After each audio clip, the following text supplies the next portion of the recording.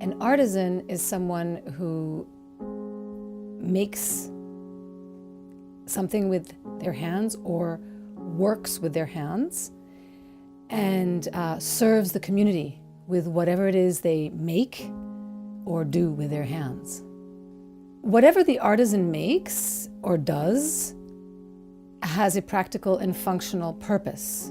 The artist, whatever they make, is something to either adorn a wall, or it has to do a representation of beauty of some kind that is not necessarily functional. It will enhance your life. And sometimes the term artist and artisan can overlap when you're dealing, for instance, with a potter or a jeweler, because it is functional what they're making. But they can also make lines that are perhaps more beautiful or more elaborate, and then you see the artistry in it. A baker, a pastry maker, those are all artisans. An electrician, a plumber, they're artisans. Now you'll find a butcher in a supermarket, but it's not quite the same thing. They're working for the supermarket, not for themselves. Those people who work with their hands, who have a trade, and there's an art to their trade. You can't just do it. You have to learn it. I think in this country there's perhaps the distinction between tradespeople, but actually originally that wasn't that way. It kind of became that way here perhaps, but that's not the way it originally was.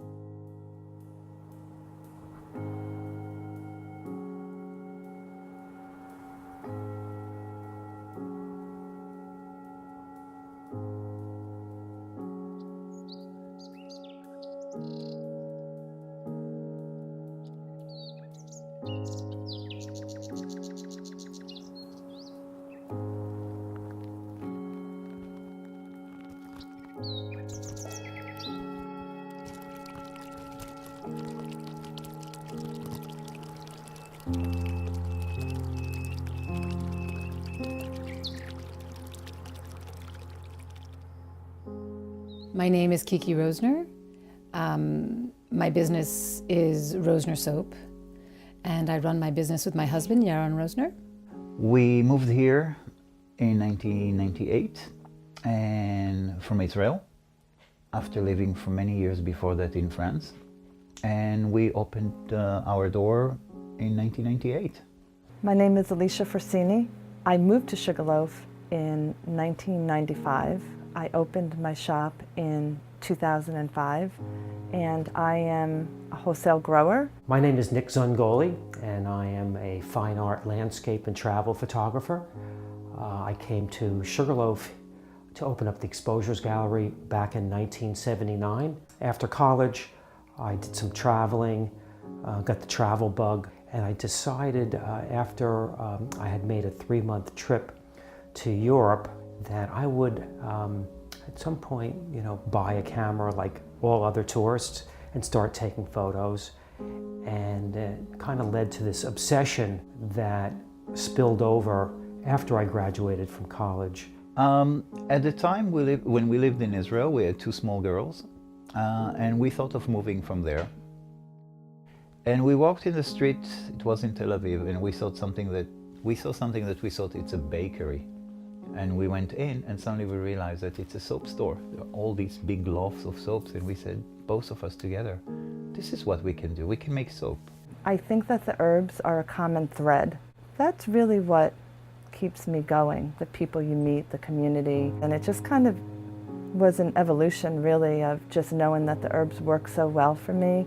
And then when I opened the shop, the intention really was to share that with other people and help them understand the plant as well. What we've always tried to strive for is purity of ingredient. I was trained in the use of essential oils and base oils. I was trained in the use of herbs. I was trained in the use of kind of the naturopathic medicine, if you will. The actual combining of fatty acid and alkali is not something that I was trained in per se, but the use of ingredients, that I was trained in. There is a line that follows from the beginning to the end that stylistically, I think if one was to look at my work, one would say, this looks like the work of one person, which I've always thought is the hallmark of someone who has artistic intent,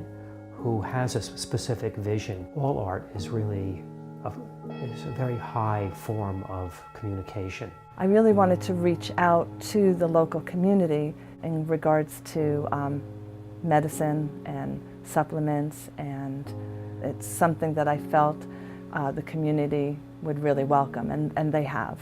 Well, Sugar Loaf is a place that a lot of people come because of the traditions of a place that is very unique. This place exists for nearly 250 years as a craft place. I work, the flowers are my palette, basically. When I make my spice blends and I'm grinding them and all the colors, making my curries, I consider that art. I live in this community which is quite diverse in the type of work that's being done.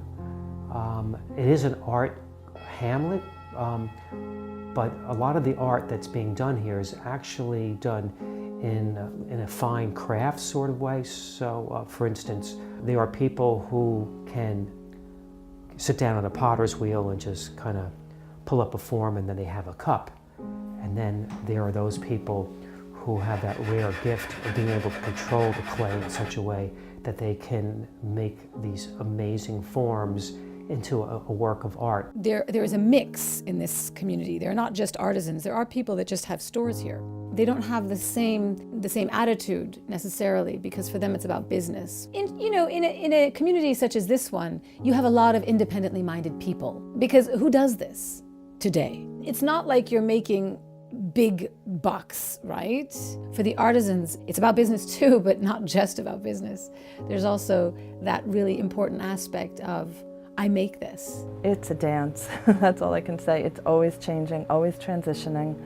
I've seen people come and people leave, and we just, I think, follow our heart in a way. When we first moved here, there was huge foot traffic in Sugar Loaf, but those people were really hurt in the last 15 years. My customer is the middle class. And when I first moved here in 1998, it was the lower middle class too. And the first people I saw not come back were them. And then the middle class started waning. We've seen a middle class that has been very hard hit. We've seen a middle class that can no longer purchase the way they used to. The changes we made is to reach out further outside of this community. So, internet sales and private labels. We wanted to make a kind of a luxury product that was accessible to everyone. The problem with the artisan is that they're not necessarily good with people. So to run a good artisan business, you need to be able to be good with people, or else if you're really not, you need to be able to afford someone who is. It's just kind of how it is in an artisan community. But I've always kept my door open to the public, so when people come in from Israel, I'm here. When people travel from afar and they kind of want to get a sense of Sugar Loaf, I think a key to an artisan business is very much being a part of your business. We both have few other passions, and I think that this is really important to keep a business when you're not just involved in the business all the time and think, but you have to go outside from it and come back to it all the time with more energy. What I'd like to actually touch on is the idea of what successful might be. For some, that would mean bucketfuls of money. Other people, that would be accolades from the public. You need to have something that people will come back for. I think from all artists, real true artists, it's a satisfaction of a yearning that you have to produce something. I do think it is of utmost importance to be good.